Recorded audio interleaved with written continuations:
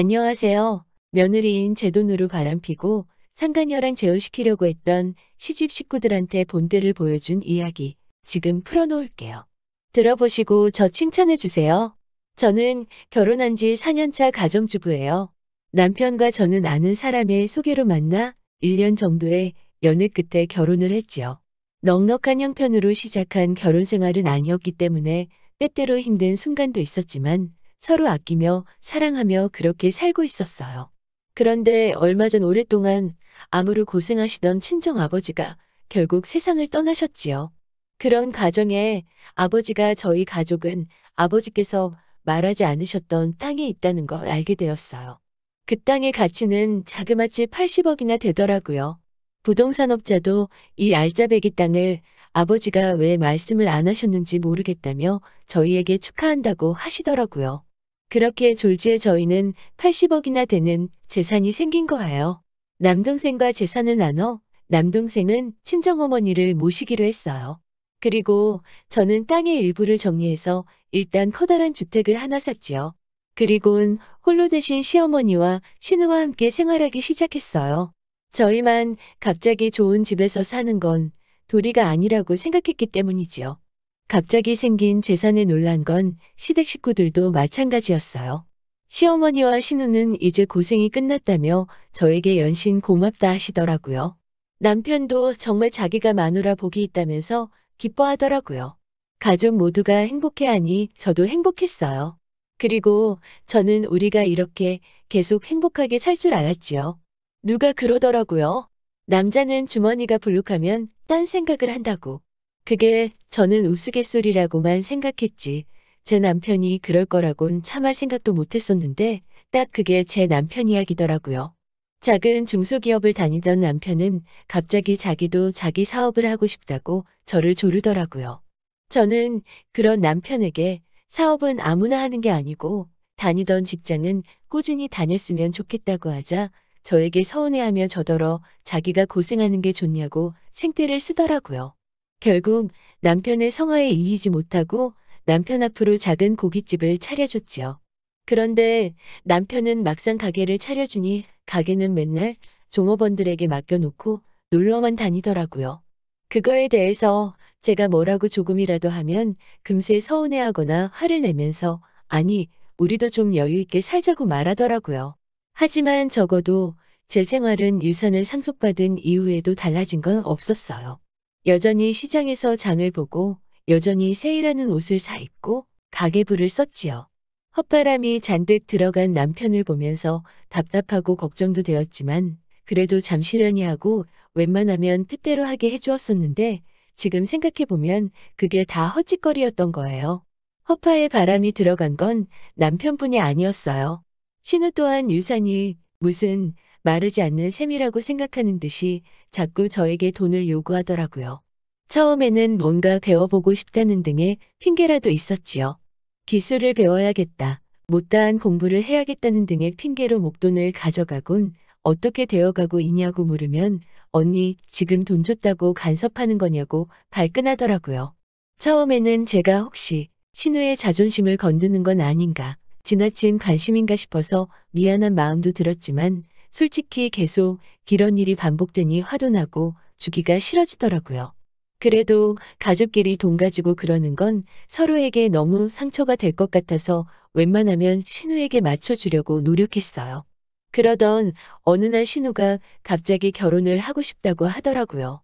상대가 누구냐 하니 소개팅에서 만난 변호사라면서 거기서 혼수를 자그마치 3억을 요구한다고 하더라고요. 그러면서 언니가 해줄 거죠? 라고 묻는 거예요.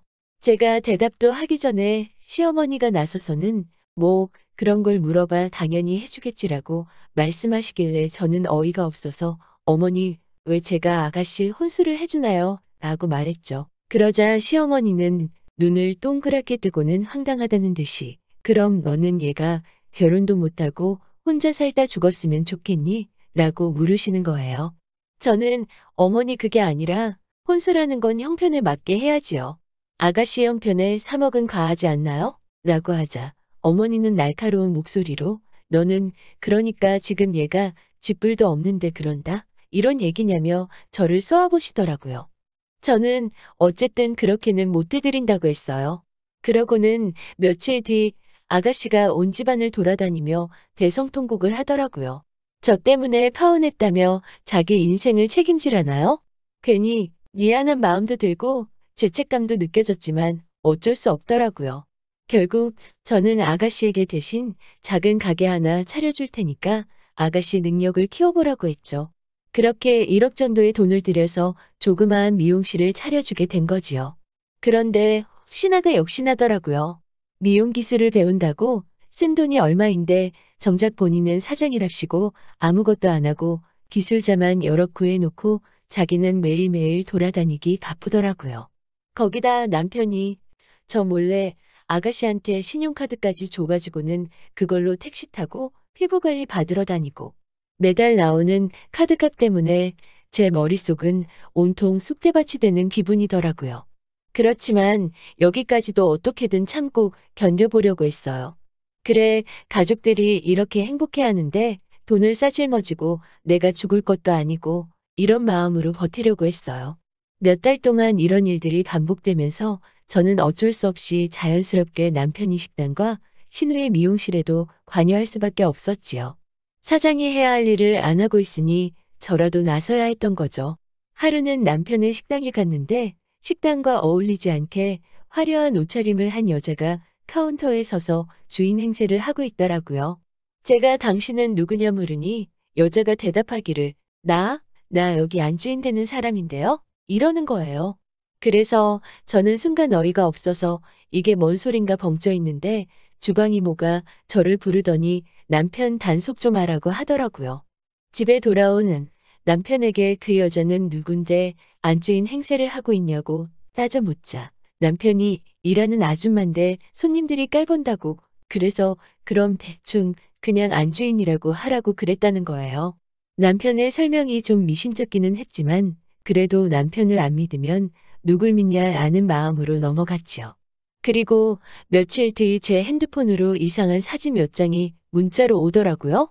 보니까 그 안주인 행세를 하던 여자가 반쯤 벗은 우리 남편 옆에서 찍은 사진인 거예요.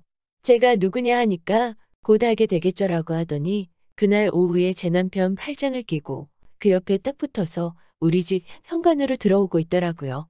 제가 어이가 없어서 남편한테 이게 무슨 상황이냐고 묻자 남편이 넌 보면 모르냐면서 저에게 나 이 여자 사랑한다며 이혼하자고 하더라고요. 저는 순간 제가 잘못 들은 줄 알고 이게 무슨 소리냐고 다시 물었죠. 그러자 시어머니가 그 여자한테 아가, 내가 목이 마른데 부엌에서 물 좀 가져다다오 하시는 거예요. 보아하니 이미 시어머니도 그 여자를 알고 남편은 그 여자랑 살겠다 하고 그림이 그려지더라고요. 제가 남편한테 지금 이게 마지막 기회니까 말 똑바로 하라고 이게 무슨 상황이냐고 했죠. 그러자 남편이란 놈이 한다는 소리가 우리 부부니까 이혼하면 결혼 이후에 생긴 재산은 공평하게 나눠야 하는 거 알지?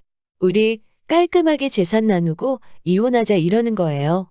그렇지만 저는 남편이 미심쩍인 변명을 늘어놨던 그날 비록 남편에게 더 따져묻지는 않았지만 일단은 여러 가지 가능성을 염두에 두고 있었거든요. 그중 하나가 남편이 이따위로 나오는 거였어요. 법에 의하면 유산으로 받은 재산은 부부가 이혼해도 나눌 필요가 없거든요. 즉, 저는 남편과 나눌 게 없었어요. 그래서 제가 자기야, 내가 자기 아내로서 마지막으로 해주는 조언인데 내 돈은 우리 친정아버지가 주신 유산이고 유산은 못 나눠줘. 아니 나눠주지 않아도 된대. 변호사한테 이미 다 알아본 거야 라고 친절하게 웃으며 말해줬죠. 그러니 남편은 턱 빠진 사람 마냥 저를 잠깐 쳐다보더니 갑자기 믿을 수 없다는 듯이 핸드폰을 뒤져 어디로 전화를 받기 걸더라고요. 어이없는 목소리와 고성이 오가더니 갑자기 옆에 그 사랑한다는 여자한테 야, 뭐 집에 가라 이러는 거예요. 여자가 순간 자기 귀를 의심한 듯 뭐라고?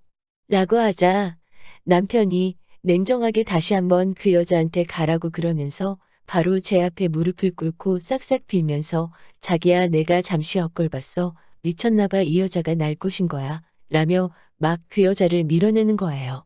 아니 상황이 너무 빠르고 급하게 뒤바뀌니까 어이가 없어서 웃음이 터져나오더라고요. 그런데 제 사연이 여기서 끝이 아니에요. 저는 남편에게 자비로운 모습으로 손을 딱 잡고 일으켜 세우며 그래 자기야 누구나 실수할 수 있지라고 했지요. 그 상간녀는 이를 바득바득 가는 듯한 표정으로 저를 노려보며 재빨리 집을 나가더라고요. 저는 남편을 용서한 게 아니었어요. 하지만 그동안 같이 살아온 정이 있으니 이 남편이란 작자가 정말 속내가 어떤지 한 번 정도는 기회를 주고 싶었지요. 슬프게도 남편은 그 기회를 스스로 날려버리더라고요. 그 다음날 저는 흥신소에 전화해 남편에게 사람을 붙였지요. 4일 정도 지났을 무렵 남편이 그 상간녀를 또 만나더라고요. 둘이 만나서 하는 얘기가 다른 계획을 세워야겠다고 하더래요. 그러곤 또 모텔을 가고 게다가 제가 더 이상 돈을 넉넉히 안 주니까 신용카드로 카드론을 받기 시작하고 제가 모른다고 생각하는지 가게 매상을 이중으로 적고 있더라고요. 끝내야 하는 순간이구나 싶었어요. 저는 남편과 시어머니와 신우에게 그동안 우리 가족이 고생도 많이 하고 이제 좀 살만해졌는데 공기 좋은 데 가서 며칠 쉬다 오시라 했어요. 그동안 세 사람 모르게 재산 정리 좀 하려고 말이죠. 셋은 좋다고 바리바리 짐을 싸서 제주도로 놀러 갔지요. 그동안 저는 일단 우리 네 식구가 살던 그 큰 집을 팔아버렸어요. 그리고 제 살림만 추려서 작은 아파트로 이사를 했어요. 남편과 신호 가게는 저 몰래 이미 대출을 있는 대로 끌었어서 정리해주고 말고 할 것도 없더라고요. 카드도 제주도에서 올라오는 그날 막아버렸지요. 4박 5일의 여행이 끝난 날이 바로 며칠 전이었지요. 집에 도착했을 시간이 다 됐는데 라고 생각하는 순간 제 핸드폰이 미친 듯이 울리기 시작하더라고요. 저더러 어디냐며 지금 이게 무슨 상황이냐고 고래고래 소리를 지르고 아주 난리가 났더라고요. 제가 슬슬 차를 끌고 우리가 원래 살던 집으로 가자 짐가방과 함께 오도 가도 못하는 셋이 오들오들 떨며 서 있더라고요. 저는 다들 어디 찜질방을 가든 하지 왜 이러고 있냐고 그러면서 남편 손에 10만 원을 쥐어줬어요. 남편은 그제서야 정말 자기가 미친놈이라면서 자기를 밟고 가라는 둥, 자기는 이제 죽어버릴 거라는 둥, 말 같지도 않은 소리를 늘어놓으며 제 차 앞에 대자로 들어눕더라고요.